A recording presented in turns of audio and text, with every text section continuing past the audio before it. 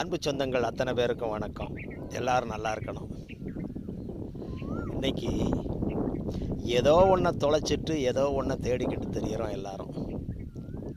சந்தோஷத்தை தொலைச்சிட்டு சௌகரியத்தை தேடிக்கிட்டு தெரிகிறோம். எப்படிங்கிறீங்களா? ஒரு காலத்தில், அதாவது ஒரு 30-40 வருஷத்துக்கு முன்னாடியெல்லாம் எந்த கிராமத்துலேயும் ஆஸ்பத்திரி கிடையாது. கிராமத்துக்கு பக்கத்தில் இருக்கக்கூடிய சின்ன டவுனுகள்லேயும் பெரிய அளவுக்கு ஆஸ்பத்திரியெலாம் இருக்காது. ஏதோ ஒரு டாக்டர் இருப்பார், எங்கேயோ ஒரு இடத்துல இருப்பார், அவர் ஊசி மருந்து போடுவார். பெரிய அளவுக்கான வைத்தியங்கள்லாம் இருக்காது.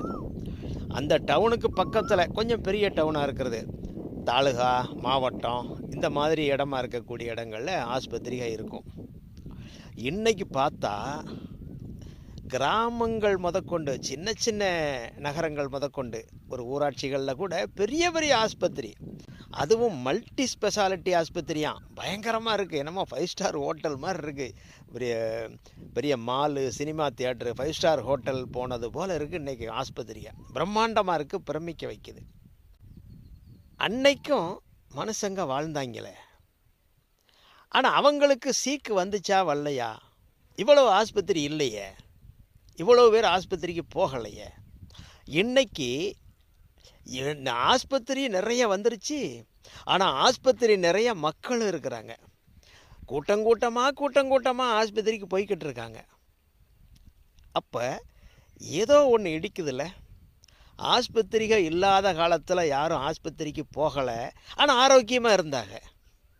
ஆஸ்பத்திரிகள் நிறைய வந்ததுக்கப்புறம் அவ்வளவு பேர் ஆஸ்பத்திரிக்கு போகிறாங்க, ஆனால் ஆரோக்கியமாக இல்லை. இது ஏதோ ஒரு முரண்பாடு இருக்குதே. அப்போ ஏதோ ஒன்றை தொலைச்சிட்டோம், ஏதோ ஒன்றுக்காக வாழ்ந்துக்கிட்டு இருக்கோம், அப்படி தானே? அப்போ எதை தொலைச்சோம்? கொஞ்சம் தேடி பார்ப்போம், அலசி பார்ப்போம். ஒரு 30-40 வருஷத்துக்கு முன்னாடியெல்லாம் ஒருத்தருக்கு தலைவலிக்குதுன்னு வச்சுக்கிடுவோம். காய்ச்சல், இருமல், சளி, தும்மல், துரத்தல், இதான மனுஷனுக்கு இருக்கும், சாதாரணமாக வரக்கூடியது. இப்போ இதெல்லாம் இருந்தால் என்ன செய்வாங்க? அப்படியே கம்மாக்கரை பக்கம் ஆடாதோட முளைச்சி கிடக்கும், நொச்சி இலை இருக்கும், அதெல்லாம் பிடுங்கிட்டு வருவாங்க. வேப்பலை இருக்கும், நொச்சி இலை, ஆடாதோட, வேப்பலை, இந்த மூணையும் தண்ணியில் போட்டு கொதிக்க வச்சு ஆவி பிடிப்பாங்க. இப்போ ஆவி பிடிச்சாங்கன்னா கொஞ்ச நேரத்தில் அந்த தலைபாரம் சரியாக போகும், தலையில் இருக்கிற நீரெல்லாம் இறங்கிடும், கொஞ்சம் சுகமாக இருக்கும், தலைவலி இருக்காது. அதே போல் இந்த இருமல், துரத்தல், நெஞ்சு சளி, காய்ச்சல் இந்த மாதிரி இருந்துச்சுன்னா துளசியை பிடுங்கிட்டு வருவாங்க. வீட்டில் ஏற்கனவே அஞ்சரைப்பட்டின்னு ஒன்று இருக்கும், அதில் மிளகு இருக்கும், சுக்கு இருக்கும், அதை தட்டி போடுவாங்க. அதோட 2 சித்திரத்தையை தட்டி போடுவாங்க. தட்டி போட்டு கொதிக்க வச்சு ஒரு 2 நாளைக்கு 3 நாளைக்கு கஷாயம் குடிப்பாங்க. இந்த இருமல், சளி எல்லாம் நம்மளை விட்டு ஓடி போயிடும். காய்ச்சல் இருந்த இடம் தெரியாமல் போயிடும். சின்ன குழந்தைங்க, கை குழந்தைங்க அழுதுச்சு அப்படின்னா அழுதுகிட்டே இருக்கும், நிற்காமல் அழுதுகிட்டு இருக்கும். உடனே வீட்டில் ஏதாவது பெருசுக இருக்கும், இல்லைன்னா அந்த ஊரில் நிறைய பெருசுக இருக்கும், அந்த வீட்டில் இல்லைன்னாலும் பெருசு ஒரு பெருசு வரும், அது காதை இழுத்து பிடிக்கும். அந்த குழந்தை வீல்னு அழுகும். அப்போ இலை உரம் விழுந்திருக்கடே அப்படின்ட்டு மாமனை கூடு, மச்சானை கூப்பிடு அப்படின்ட்டு மாமன் மச்சான்னு 2 பேர் ஒரு வேட்டி எடுப்பாங்க. இந்த பக்கம் மாமன், அந்த பக்கம் மச்சனை, அதாவது சம்மந்தக்காரு பிடிச்சிக்கிட்டு அந்த குழந்தைய அந்த தொட்டிலில் போட்டு, அந்த வேட்டியில் போட்டு ஆட்டுவாங்க, உருட்டுவாங்க. அப்படியும் கடமுடான்னு உருட்டின உடனே அந்த குழந்தை அழுகையை நிப்பாட்டிடும், சிரிக்க ஆரம்பிச்சிடும், சரியாக போகும். இது என்ன உரம், என்ன எது ஒன்றுமே புரியலை. இன்றைக்கி உரம்னா என்னன்னு யாருக்கும் தெரியலை, இன்றைக்கி டாக்டர்களுக்கே தெரியலை, அது வேறு விஷயம். அப்போ உரம்னா என்ன? இந்த விஷயத்தை அந்த பெருசுக எங்கே போய் படித்தது, எப்படி கண்டுபிடிச்சது, அதுவும் புரியலை.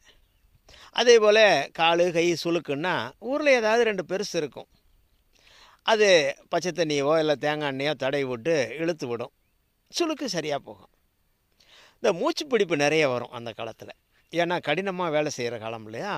ஏதாவது வெயிட்டு தூக்கினாலோ இல்லை வேகமாக முக்கி ஏதாவது வேலை செஞ்சாலோ முதுகில் பிடிச்சிக்கிறோம். அதுக்கும் 2-3 ஏதாவது பெருசு இருக்கும், ஏதாவது ஒரு கிளவி இருக்கும். சொன்ன உடனே அது போய் ஏதோ ஒரு இலையை தடவிட்டு பிடுங்கிட்டு வரும், அதை அரைச்சி முதுகில் பத்து போடும். 2, 3 சொட்டு உள்ளங்கையில் ஊற்றி நக்குன்னு நக்கிட்டோம்னா மூச்சு பிடிப்பு சரியாக போகும். இப்படி எந்த விதமான சீக்கு வந்தாலும் சரி, அவங்களா வைத்தியம் பார்த்துக்கிட்டாங்க. இல்லை அந்த வீட்டில் இருக்கக்கூடிய பெருசுகளோ, இல்லை அந்த ஊரில் இருக்கக்கூடிய பெருசுகளோ சொல்கிறத கேட்டுக்கிட்டாக, சரியாக போச்சு. உடனே சரியாயிருச்சு. தொந்தரவு, பின்னாடி தொந்தரவுகளே இல்லை. ஆனால் இன்னைக்கு ஆஸ்பத்திரிக்கு போகிறோமே, சீக்கு சரியாக போகுதானா? இல்லையே, அடுத்தடுத்து வருதே. அப்போ இந்த பெருசுக செஞ்ச வைத்தியமோ, நம்ம செஞ்சுக்கிட்ட நமக்கு தெரிஞ்ச அந்த அறிவோ இப்போ எங்கே போச்சு? இப்போ யாருக்கும் அறிவு இல்லையா? அறிவு அதிகமாகி போச்சு.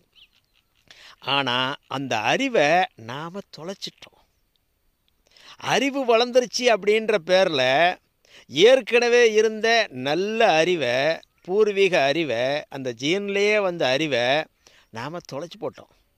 அதே போல் வீட்டில் இருந்த பெருசுகளையும் தொலைச்சிட்டோம், ஊரில் இருந்த பெருசுகளையும் தொலைச்சிட்டோம்.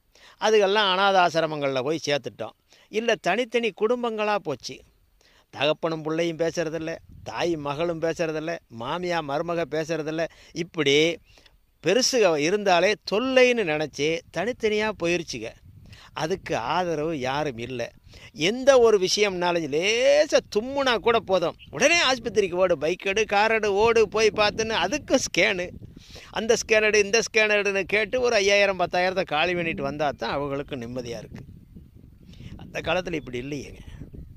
அப்போ நாம் உண்மையிலேயே தொலைச்சது சொத்தா செல்வமா யோசிக்க வேண்டியது இருக்குல்ல.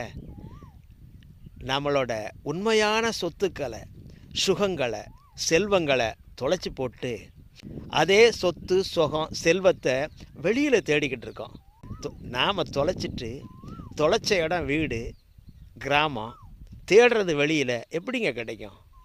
தேடுவோம், தொடர்ந்து தேடுவோம். எல்லோரும் நல்லா இருங்க.